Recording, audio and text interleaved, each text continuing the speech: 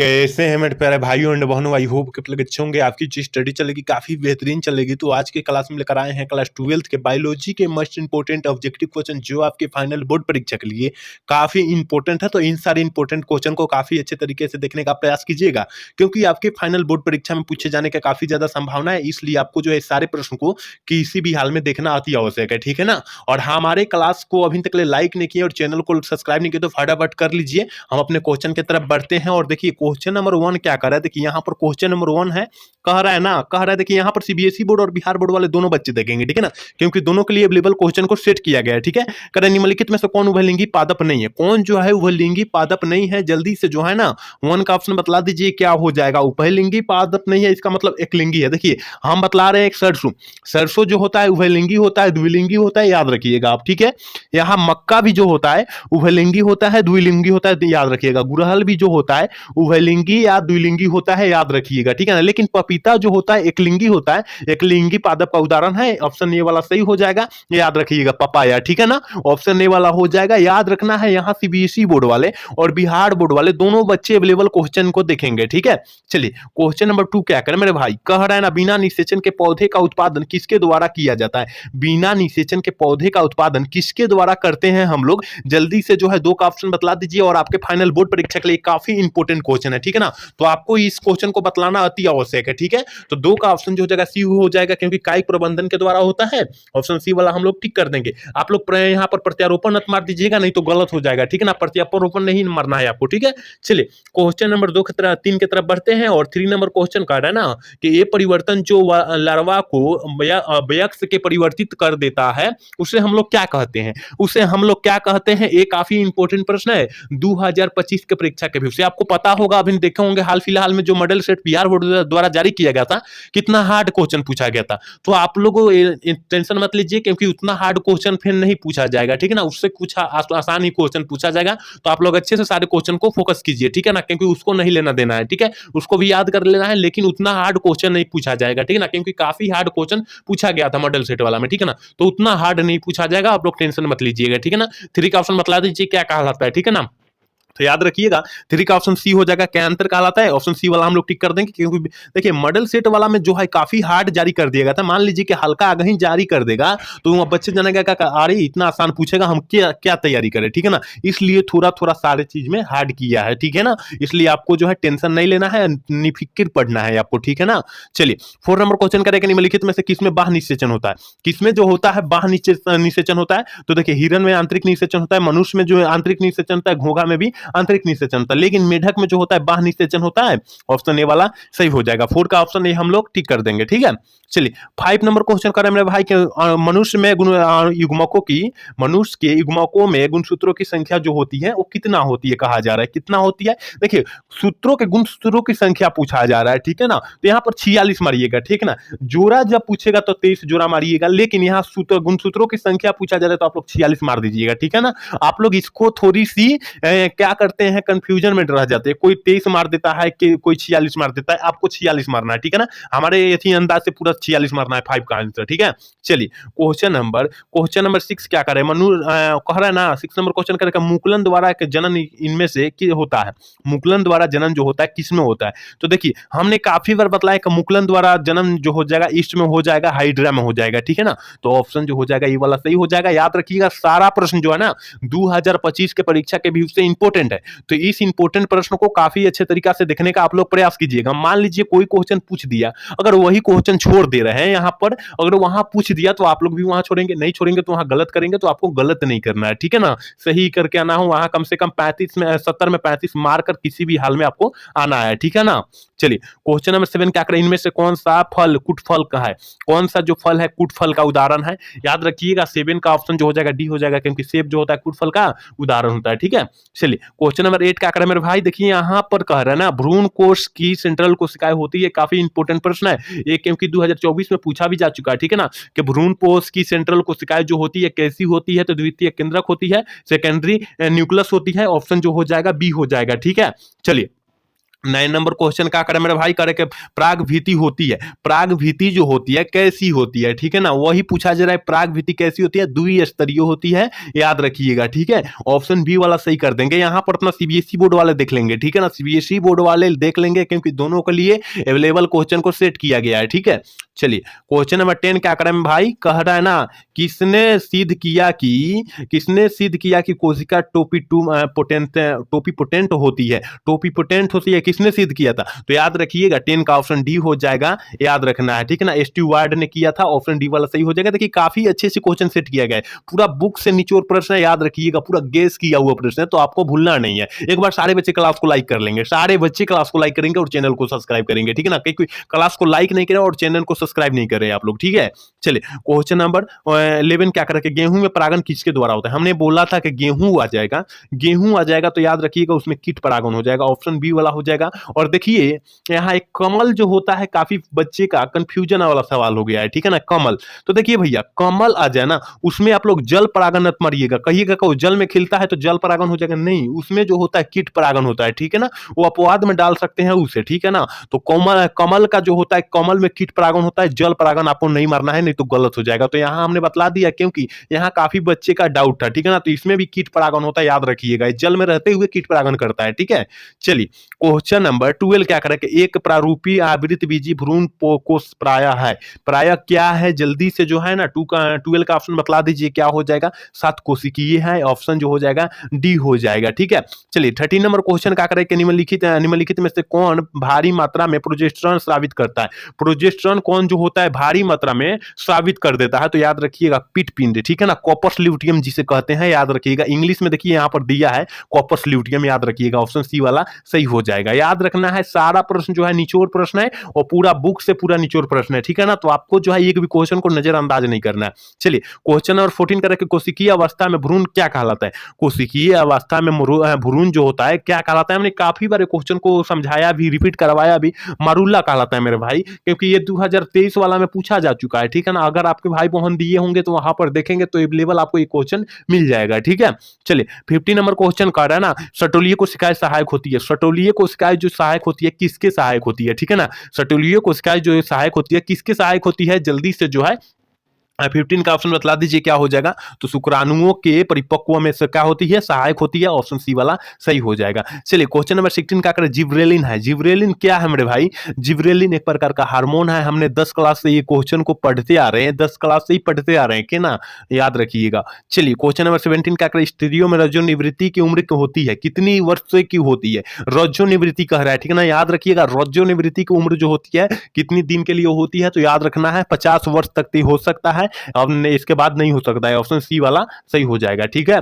चलिए question number 18 क्या कह रहा है, कहता है जननांग मशा किसके द्वारा फैलने वाला एसटीडी रोग है? जननांग मशा कह रहा है और आपके फाइनल बोर्ड परीक्षा 2024 में पूछा जा चुका है, याद रखिएगा, ठीक है ना, कि जननांग मशा किसके द्वारा फैलने वाला एसटीडी रोग होता है? तो याद रखिएगा 18 का ऑप्शन सी हो जाएगा, पोपिलुमा विषाणु मरना है, ऑप्शन सी वाला टिक करना है, ऑप्शन बी टिक नहीं करना है, गलत हो जाएगा, ठीक है। चलिए क्वेश्चन नंबर 19 क्या कह रहा है कि मादा में मुखीय गर्भ निरोधक किससे रोकती है? मादा मतलब मादा में मुखीय गर्भ निरोधक गोली जो होता है किससे रोकती है? तो याद रखिएगा कह रहा है कि गर्भ निरोधक, जो 19 का ऑप्शन जो हो जाएगा ये हो जाएगा, क्योंकि अंडो उत्सर्ज को क्या करती है, वो रोक देती है, ऑप्शन जो हो जाएगा ये हो जाएगा। याद रखिएगा आप लोग सारे क्वेश्चन को अच्छे तरीके से याद करने का आप लोग प्रयास करें, ठीक है।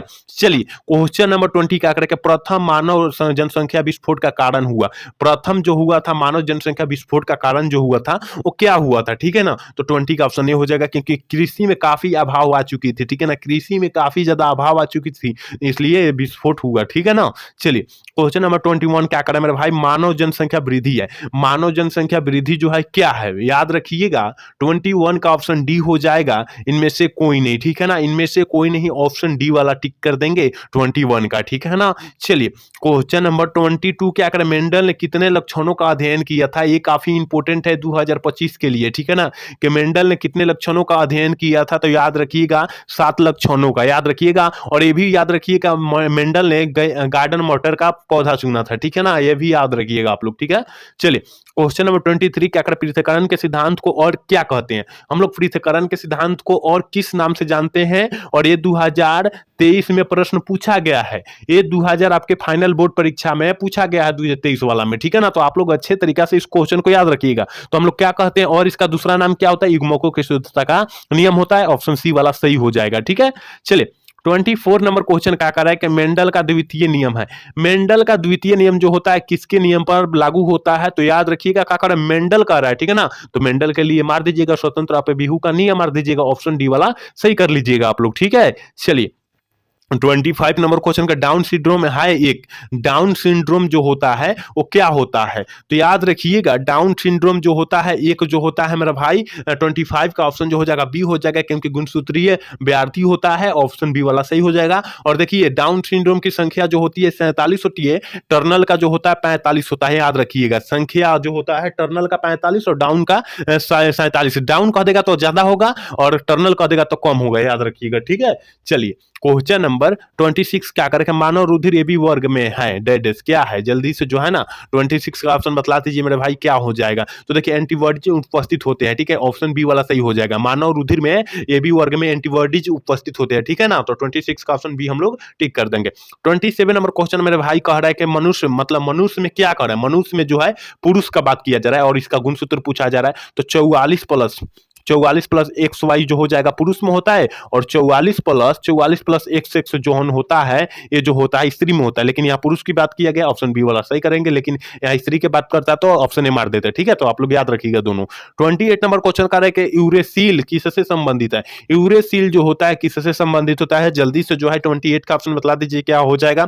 आरएनए से संबंधित होता है, ऑप्शन ए वाला सही हो जाएगा, ठीक है। एक बार सारे बच्चे क्लास को लाइक कर लेंगे, क्योंकि क्लास को लाइक नहीं करे, कोई बच्चा क्लास को लाइक नहीं करे, ठीक है ना। तो सारे बच्चे जितने बच्चे जुड़ रहे हैं सारे बच्चे क्लास को लाइक करें, ठीक है।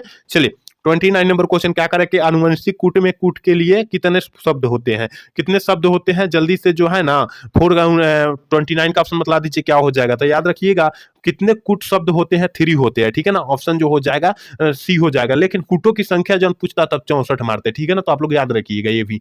चलिए 30 नंबर क्वेश्चन कर रहा है कि प्रतिकोडन या एंटीकोडन पाए जाते हैं, किसमें पाए जाते हैं, तो देखिए यहाँ प्रतिकोडन या एंटीकोडन कह रहा है, ठीक है ना। तो 30 का ऑप्शन क्या हो जाएगा, बी हो जाएगा। टी आरएनए कहिए या सी आरएनए कहिए, ठीक है ना। सी आरएनए कहिए या टी का आरएनए कहिए, बात सेम ही होता है, ठीक है। 31 नंबर क्वेश्चन कर रहा है कि डीएनए इनमें से किसका आनुवंशिक पदार्थ होता है, डीएनए इनमें से किसका आनुवंशिक पदार्थ होता है। 31 का ऑप्शन क्या हो जाएगा, ऑप्शन बी हो जाएगा। बैक्टीरियोफेज का जो होता है क्या होता है, आनुवंशिक पदार्थ होता है, ऑप्शन बी वाला हम लोग सही कर देंगे, याद रखिएगा। आप लोग एक भी क्वेश्चन को नजरअंदाज करने का प्रयास न करें और सारे क्वेश्चन को किसी भी हाल में किसी भी परिस्थिति में अपने मुट्ठी में कर लीजिए, क्योंकि आपके फाइनल बोर्ड परीक्षा में इसमें से कुछ क्वेश्चन सब छप सकता है, ठीक है ना। हम तो भगवान नहीं है कि सारे क्वेश्चन को एक ही साथ हम लोग ला देंगे, नहीं, हम लोग गेस किए हैं, ठीक है ना। तो इसमें से कुछ प्रश्न आपके फाइनल बोर्ड परीक्षा में आएंगे, ठीक है ना। तो आप लोग अच्छे से देखे रहिएगा तो मार देंगे, नहीं देखे रहिएगा तो नहीं मारेंगे, लेकिन देखना होगा आपको, ठीक है। चलिए 32 नंबर क्वेश्चन क्या कर रहा है, कह रहा है कि आरएनए से जो डीएनए बनता है उसे हम लोग क्या कहते हैं। हमने बतलाया कि आरएनए से जो डीएनए बनता है उसे सी डीएनए कहते हैं, क्या कहते हैं, सी डीएनए कहते हैं, ऑप्शन डी वाला सही हो जाएगा। 32 का ऑप्शन सी डी सही हो जाएगा। 33 नंबर क्वेश्चन क्या करें कि सैटेलाइट डीएनए, डीएनए निम्नलिखित में से किसका एक उपयोगी साधन है, सैटेलाइट डीएनए, ठीक है ना। सैटेलाइट डीएनए किसका एक आनुवंशिक साधन है, तो याद रखिएगा 33 का ऑप्शन बी हो जाएगा, विधि विज्ञान का, ठीक है, ऑप्शन बी वाला हम लोग सही कर देंगे। चलिए क्वेश्चन नंबर 34 क्या कर रहा है कि समकार्य संरचना किसके परिणाम स्वरूप है। समकार्य जो संरचना है उसके किसके कति परिस्वरूप है, जल्दी से जो है ना 34 का ऑप्शन बतला दीजिए क्या हो जाएगा। अभिसारी विकास का मारिएगा, ऑप्शन बी वाला मारिएगा, ऑप्शन ए वाला नहीं मारिएगा, गलत हो जाएगा, ठीक है।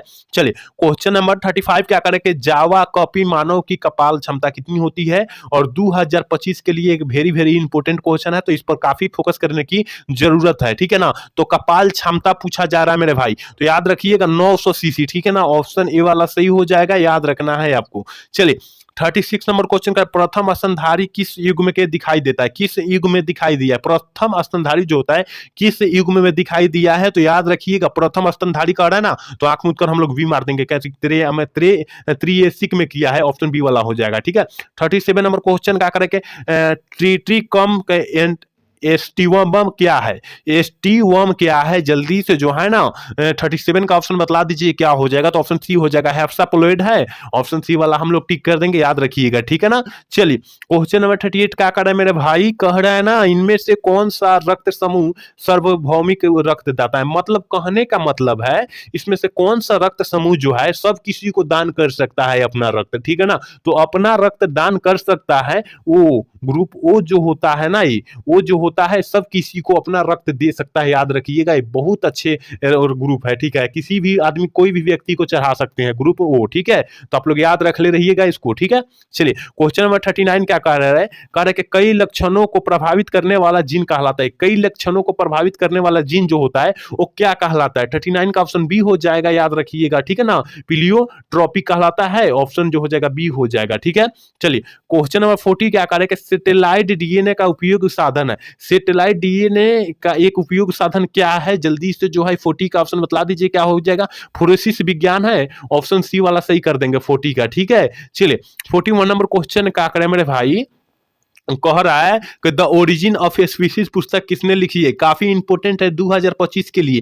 ये प्रश्न को काफी अच्छे तरीका से आप लोग याद करने का प्रयास कीजिएगा। किस विज्ञानी का लिखा हुआ है? तो the origin of a species कह रहा है ना, तो याद रखिएगा चार्ल्स डार्विन का लिखा हुआ है, ऑप्शन जो हो जाएगा 41 का, ये हम लोग ठीक कर देंगे, याद रखना है, काफी इंपोर्टेंट क्वेश्चन है, ठीक है।